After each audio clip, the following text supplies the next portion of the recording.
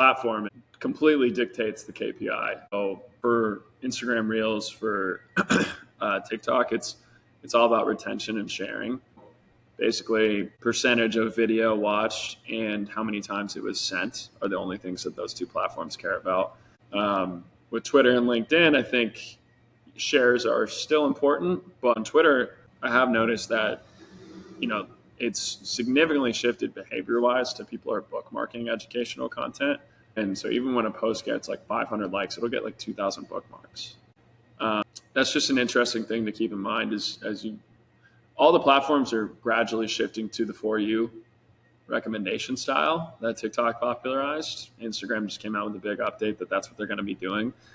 And so I think the initial metrics you should be optimizing for are definitely like time spent on platform. Like all of the platforms care about like, okay, your post resulted in this person spending X time on it, and they sent it to these people who spent X time on it. So that's their multiplier effect. And that's all they care about, because it's just they're competing for eyeballs to justify higher ad costs and stuff like that.